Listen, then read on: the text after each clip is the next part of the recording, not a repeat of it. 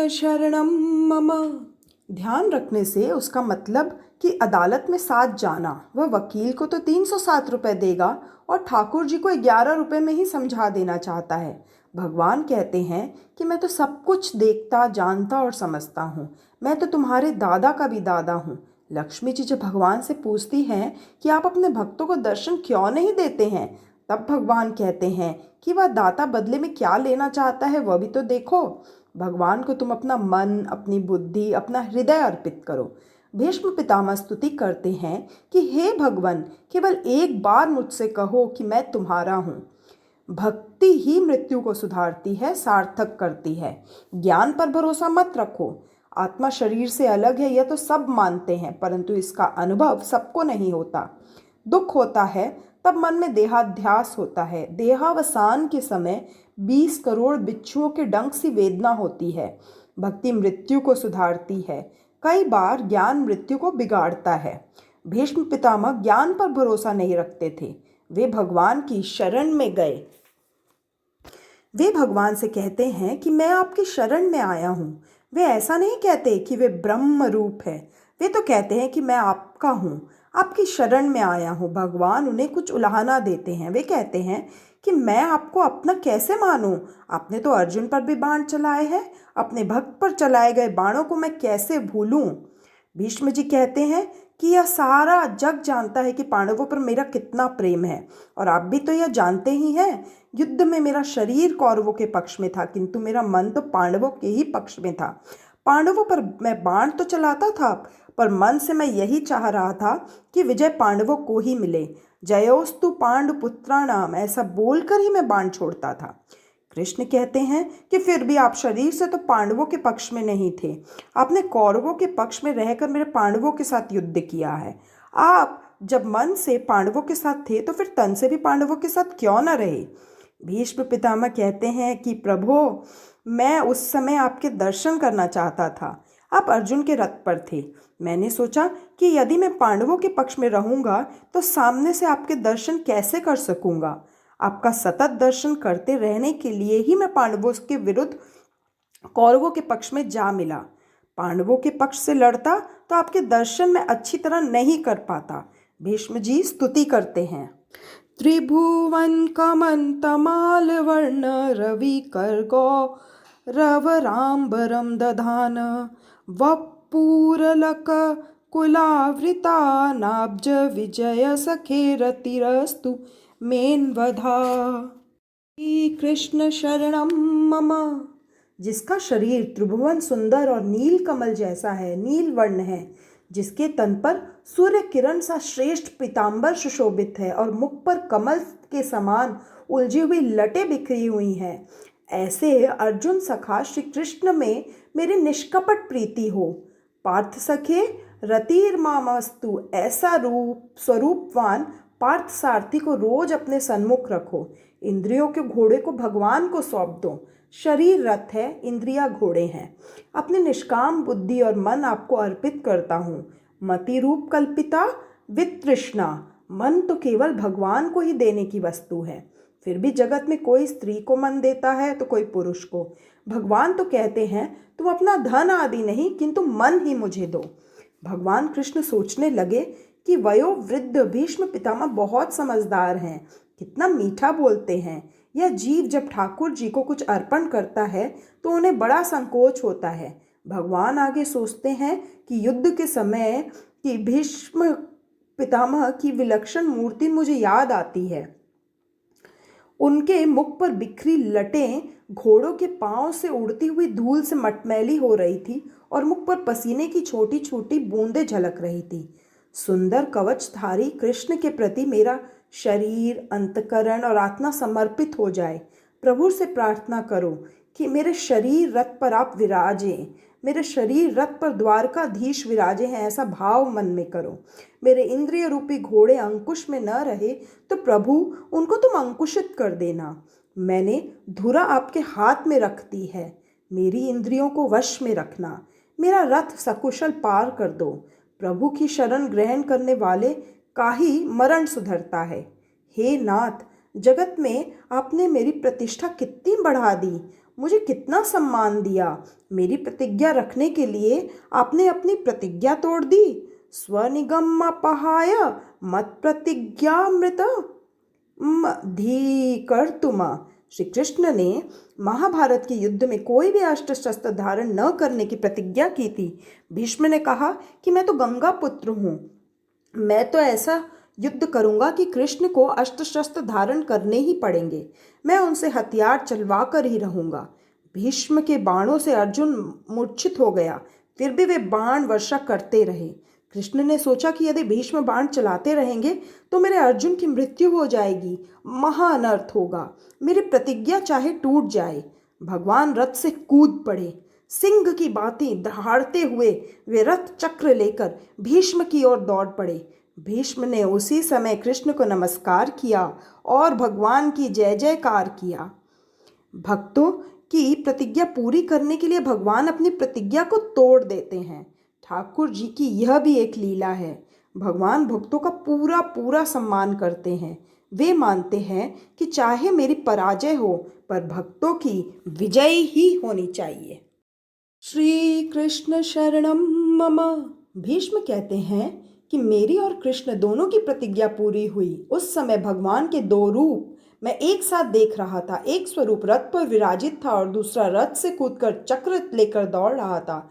अर्जुन मूर्छित होने से रथ को कहीं गड्ढे में न गिरा दे, ऐसा सोचकर भगवान का एक स्वरूप रथ संभालता था और उस रूप ने तो कोई भी शस्त्र धारण नहीं किया था। भीष्म अर्थात भयंकर। भयंकर कौन है? मन ही भयंकर है। अतः भीष्म का अर्थ है मन। अर्जुन जीवात्मा है।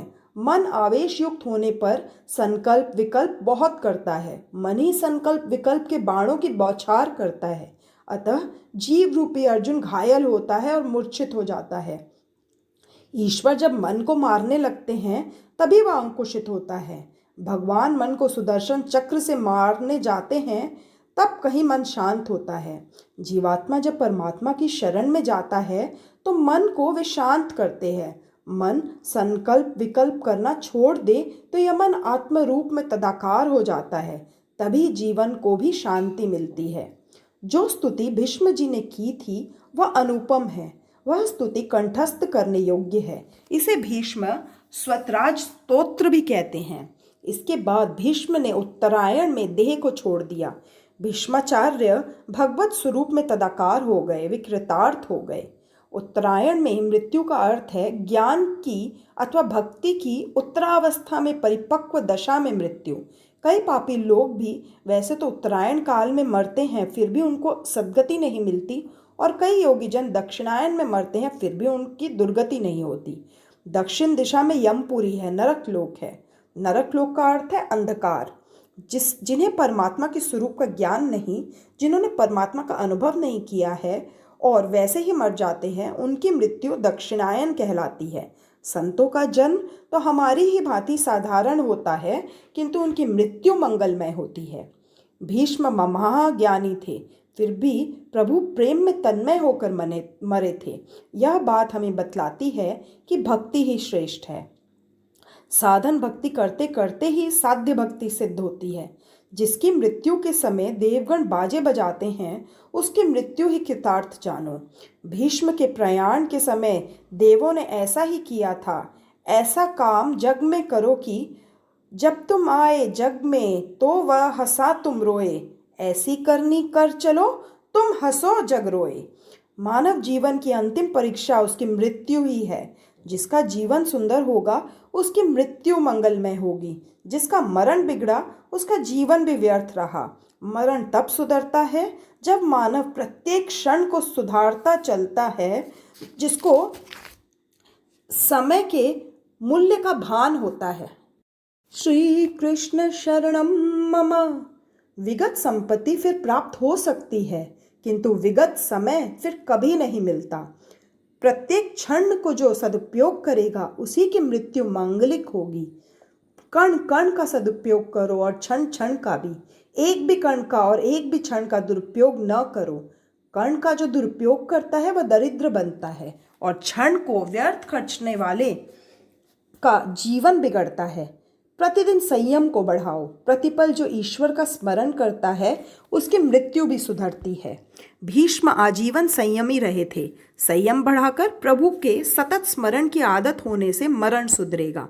जीवन का अंतकाल बड़ा कठिन है। उस समय प्रभु का स्मरण करना आसान नहीं है। जन्म जन्म मुनि जतन कराही, अंत राम कही आवत नाही। समस्त जीवन जिसकी लगन में बीता होगा वही अंतकाल में उसे याद आएगा। ईश्वर जब तक कृपा नहीं करते तब तक कि मनुष्य स्वयं कोई प्रयत्न न करे। सारा जीवन भगवान के स्मरण में बीते और कदाचित वह व्यक्ति अंतकाल में भगवान को भूल जाए तो भी भगवान उसे याद करेंगे। सत्कर्म कभी व्यर्थ नहीं होता। भक्त मुझे भूले तो भी मैं उसको नहीं भूलता, ऐसा भगवान ने कहा है। भीष्म पितामह की मृत्यु को उजागर करने के लिए द्वारिकाधीश पधारे थे। भीष्म पितामह ने महाज्ञान का विश्वास न किया और उन्हें प्रभु की शरण ली। भीष्म पितामह की मृत्यु से युधिष्ठिर को दुख तो हुआ, किंतु उनकी सद्गति से उनको आनंद भी हुआ। धर्मराज राज सिंहासन पर बैठे हस्तिनापुर का शासन करने लगे। उनके राज्य में अकाल नहीं है, न तो अतिवृष्टि होती है और न अनावृष्टि। धर्मराज के राज्य में न तो कोई भूखा है और न कोई बीमार। धर्म की मर्यादा का पालन करने वाला कभी भी दुखी या बीमार नहीं होता। अनेक जन्मों की भोग वासना अभी मन में है, उसका बिल्कुल नाश तो नहीं हो सकता, किंतु विवेक से उपभोग करोगे तो अंतकाल तक इंद्रियां स्वस्थ रहेंगी।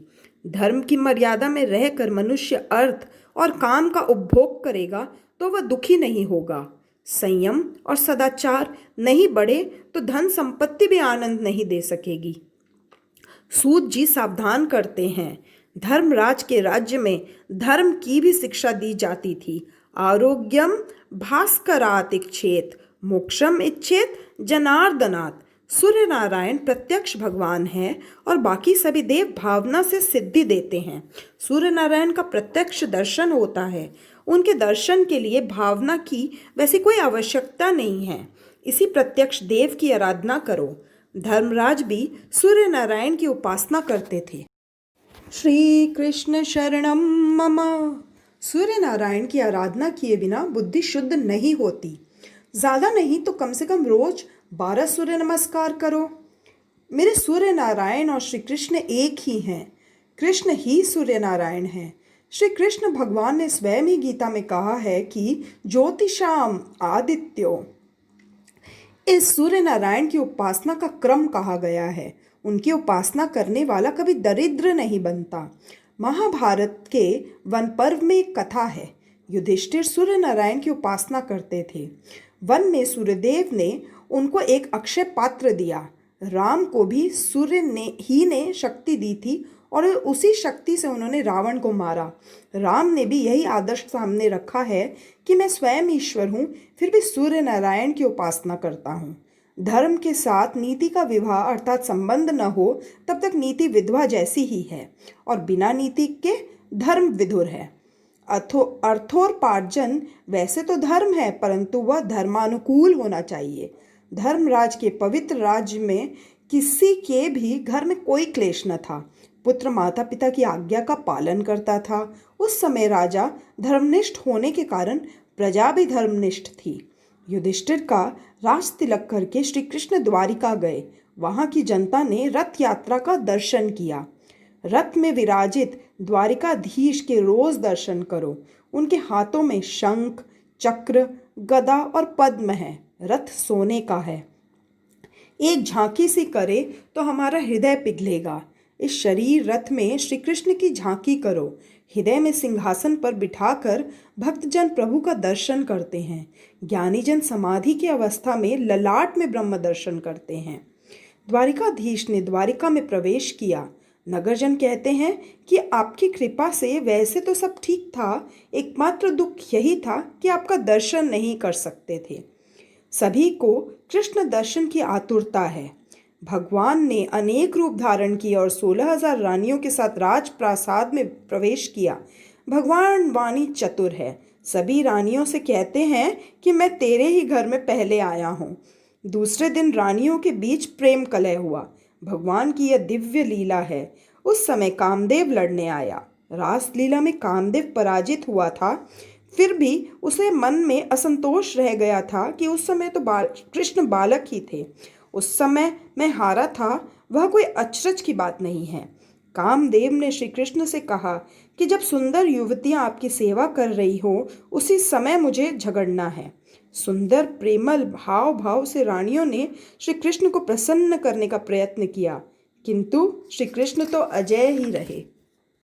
श्री कृष्ण शरणम मम। वन के वृक्षों के तले बैठकर काम का दमन करना तो ठीक है, किंतु अनेक रानियों के साथ रहकर काम को जीते वह तो परमात्मा है। श्री कृष्ण का चिंतन मनन करने वाले को काम सता नहीं सकता, तो श्री कृष्ण को तो वह कैसे सताएगा। ईश्वर वह है कि जिसे काम कभी अधीन न कर सके। काम के अधीन हो जाए वह जीव है। श्री कृष्ण को कामदेव पराजित न कर सका, उसे अपने धनुष बाण का त्याग करना पड़ा। श्री कृष्ण योगेश्वर हैं, शंकर भी योगेश्वर हैं। प्रवृत्ति में पूर्णतः रहकर भी उसमें आसक्त न बने, वही है योगीश्वर। संपूर्ण निवृत्ति रहकर स्वरूप में स्थिर रहे, वही है योगीश्वर। 12वें अध्याय में परीक्षित के जन्म की कथा है। उत्तरा ने बालक को जन्म दिया। वह चारों ओर देखने लगा। माता के उदर में मुझे चतुर्भुज स्वरूप जो पुरुष दिखता था वह कहाँ है। परीक्षित भाग्यशाली था कि उसको माता के गर्भ में ही भगवान के दर्शन हुए। यही कारण है कि वह उत्तम श्रोता है। युधिष्ठिर ने ब्राह्मणों से पूछा कि बालक कैसा होगा। ब्राह्मणों ने कहा, वैसे तो सभी ग्रह दिव्य है, किंतु मृत्यु स्थान पर कुछ गड़बड़ी है। उसकी मृत्यु सर्पदंश से होगी। यह सुनकर धर्मराज को दुख हुआ। मेरे वंश का पुत्र सर्पदंश से मरे या ठीक नहीं है। ब्राह्मणों ने उनको आश्वस्त किया, चाहे सर्पदंश से उसकी मृत्यु हो, किंतु उसे सद्गति मिलेगी। उसके अन्य ग्रह शुभ है। इन ग्रहों को देखकर ऐसा लगता है कि इस जीवात्मा का यह अंतिम जन्म है। 9वें स्थान में स्वगृह उच्च क्षेत्र का बृहस्पति जिसके हो वह धर्मात्मा बनता है। परीक्षित दिनों दिन बड़े हो रहे हैं। 14वें और 15वें अध्याय में धृतराष्ट्र पांडव मोक्ष की कथा है। 16वें अध्याय में परीक्षित चरित्र का आरंभ होता है। विदुर जी तीर्थ यात्रा करते हुए प्रभास क्षेत्र में आए। उन्हें खबर हुई कि सभी कौरवों का विनाश हुआ है और धर्मराज राज सिंहासन पर बैठे हैं। केवल मेरा भाई धृतराष्ट्र ही धर्मराज के यहाँ मुट्ठी भर खाने के लिए रह गया है। विदुर जी आए। धर्मराज ने उनका स्वागत किया। विदुर जी सम्मान मांगने नहीं आए थे, अपने बंधु को बंधन मुक्त कराने के लिए आए थे। उन्होंने 36 वर्षों तक तीर्थ यात्रा की। संत तीर्थों को पावन करते हैं। वैसे तो उत्तमा सहजावस्था, मध्यमा ध्यान धारणा, अधमा मूर्ति पूजा च तीर्थ यात्रा माध्यमा। इसका कारण यह है कि यात्रा में अन्य चिंताओं के कारण परमात्मा का नियमित ध्यान नहीं हो पाता। सत्कर्म नियम पूर्वक नहीं होता है। इसे तीर्थ यात्रा की अपेक्षा भगवान का ध्यान श्रेष्ठ है। श्री कृष्ण शरणम मम। देवी भागवत में लिखा है कि घर की अपेक्षा अधिक सत्कर्म तीर्थ यात्रा में न हो सके तो वह तीर्थ यात्रा व्यर्थ ही है। विदुर जी ने 36 वर्ष तक यात्रा की, फिर भी बात तो अति संक्षेप में ही कही। आत्मा प्रशंसा मृत्यु है। अपने सत्कर्मों का स्वयं अपने मुख से वर्णन न करो।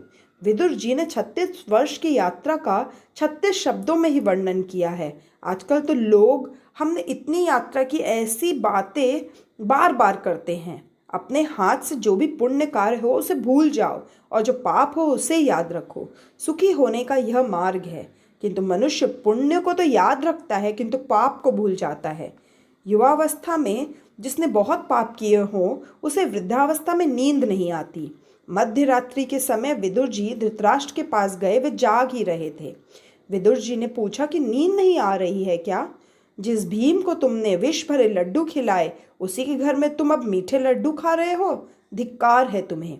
पांडवों को तुमने दुख दिया। तुम ऐसे दुष्ट हो कि राजसभा में द्रौपदी को बुलाने की तुमने सम्मति दी थी। पांडवों को छोड़कर अब यात्रा करो। धृतराष्ट्र कहता है कि मेरे भतीजे बड़े अच्छे हैं, मेरी खूब सेवा करते हैं, उन्हें छोड़कर जाने को दिल ही नहीं होता। विदुर जी कहते हैं, अब तुम्हें भतीजा प्यारा लग रहा है। याद करो कि तुमने पांडवों को मारने के लिए कितने प्रयत्न किए थे। भीमसेन को लड्डू में विष दिया, लाक्षागृह में आग लगाई आदि। यह धर्मराज तो धर्म की मूर्ति है, सो तुम्हारे अपकार का बदला उपकार से दे रहे हैं। मुझे लगता है कि कुछ ही दिनों में पांडव प्रयाण करेंगे और तुम्हें सिंहासन पर बिठलाएंगे। तुम अब मोह छोड़ो। तुम्हारे सिर पर काल मंडरा रहा है। तुम्हारे मुख पर मुझे मृत्यु का दर्शन हो रहा है। समझ बूझकर गृह त्याग करोगे तो कल्याण होगा, नहीं तो काल के धक्के के कारण घर छोड़ना पड़ेगा। घर छोड़े बिना कोई चारा नहीं है। खुद समझ सोचकर घर छोड़े वह बुद्धिमान है। कुछ ही समय में तुम्हारी मृत्यु होगी। यह जीव ऐसा अनाड़ी है कि सोच समझकर स्वयं को छोड़ना नहीं चाहता, किंतु जब डॉक्टर कहता है कि ब्लड प्रेशर है, कामकाज बंद करो, आराम नहीं करोगे तो जोखिम है, तब वह डर के मारे घर में बैठ जाता है। इस तरह लोग डॉक्टर के कहने पर धंधा कामकाज छोड़ते हैं। धृतराष्ट्र कहता है, भाई तेरा कहना ठीक है, किंतु मैं तो अंधा हूँ, अकेला कहाँ जाऊँ। विदुर जी कहते हैं कि दिन को तो धर्मराज तुम्हें जाने नहीं देंगे, सो मैं मध्य रात्रि को ही तुम्हें ले चलूँ। धृतराष्ट्र और गांधारी को लेकर विदुर जी सप्त स्रोत तीर्थ गए। श्री कृष्ण शरणम मम। सुबह हुई तो युधिष्ठिर धृतराष्ट्र के महल में आए। चाचा जी दिखाई नहीं देते। युधिष्ठिर ने सोचा कि हमने उनके 100 पुत्रों को मौत के घाट उतार दिया, अतः उन्होंने आत्महत्या की होगी। जब तक चाचा चाची का समाचार न मिलेगा तब तक मैं पानी भी नहीं पीऊंगा। धर्मात्मा व्यथित होता है तो उससे मिलने संत आते हैं। धर्मराज के पास उस समय नारद जी आए। धर्मराज ने उनसे कहा कि मेरे पापों के कारण ही चाचा जी चले गए। वैष्णव वह है जो अपने ही दोषों को सोचे, दूसरों के दोषों को नहीं। नारद जी समझाते हैं कि धृतराष्ट्र को तो सद्गति मिलने वाली है, चिंता मत कर। हर एक जीव मृत्यु के अधीन है। जहाँ चाचा जाएंगे वहाँ तुम्हें भी जाना है। आज से 5वें दिन चाचा की सद्गति होगी और फिर तुम्हारी बारी आएगी। चाचा के लिए अब रोना नहीं, अब तुम अपना ही सोचो। मृत्यु से ग्रसित व्यक्ति कभी वापस नहीं आता। जीवित अपने ही लिए रोए वह ठीक है। एक की मृत्यु के पीछे दूसरा रोता है, किंतु रोने वाला यह नहीं समझता कि जो वहां गया है उसके पीछे उसे भी जाना है। रोज सोचो कि मुझे अपनी मृत्यु उजागर करनी है। तुम्हारे लिए अब 6 महीने बाकी है। तुम अपनी मृत्यु की सोचो। सूत जी सावधान करते हैं। शैया में सोने के बाद अर्थात अंत काल में आया हुआ सयानापन किस काम का? वह निरर्थक है। नारद जी कहते हैं, तुम्हें मैं भगवत प्रेरणा से सावधान करने के लिए आया हूँ। विदुर जी धृतराष्ट्र को सावधान करने आए थे, मैं तुम्हें सावधान करने आया हूँ। 6 मास के पश्चात कलयुग का प्रारंभ होगा। अब तुम किसी की भी चिंता न करो, तुम अपनी चिंता करो। युधिष्ठिर ने कई यज्ञ किए। भगवान द्वारिका गए तो साथ में अर्जुन को भी ले गए। प्रभु की इच्छा थी कि यदुकुल का नाश हो तो अच्छा हो, और यदुकुल का सर्वनाश हो गया। युधिष्ठिर ने भीम से कहा कि नारद जी ने कहा था वह समय अब आ रहा है, ऐसा लगता है। मुझे कलयुग की परछाई दिखाई दे रही है। मेरे राज्य में अधर्म बढ़ रहा है। मंदिर में ठाकुर जी का स्वरूप आनंद में नहीं दिखता है। सियार और कुत्ते मेरे सामने रोते हैं। तुझे मैं और क्या कहूँ। मैं कल घूमने गया था। एक लोहार के पास एक वस्तु देखी। मैंने पूछा कि यह क्या है, तो उसने कहा कि यह तो ताला है। लोगों के घरों चोरी होने लगी है, सो ताले लगाने पड़ते हैं। आज से 6 महीने पहले की बात है। एक वैश्य ने एक ब्राह्मण को एक घर बेचा था। उस घर की बुनियाद में से सोना मिला।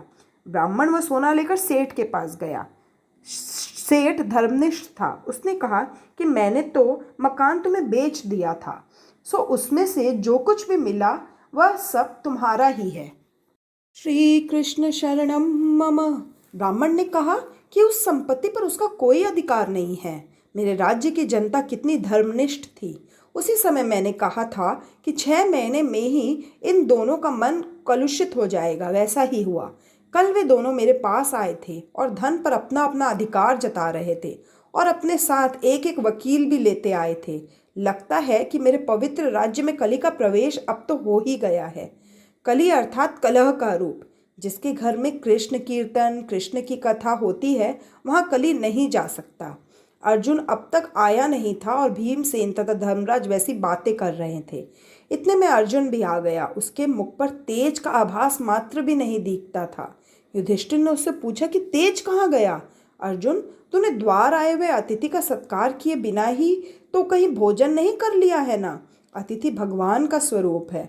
द्वार पर आए हुए अतिथि भूखे रहे तो यजमान के पुण्य का क्षय होता है। नचिकेता यमराज के घर 3 दिन तक भूखा प्यासा बैठा रहा था। यमराज ने आकर पूछा कि तुमने क्या खाया इन 3 दिनों? तो उसने कहा, आपका पुण्य। मनुष्य शरीर की अपेक्षा आंख और मन से अधिक पाप करता है। गीता जी में भगवान ने अर्जुन को प्रमाण पात्र दिया है कि वह अपापी है, पवित्र है। इसीलिए तो भगवान ने उसको गुह्यतम ज्ञान दिया।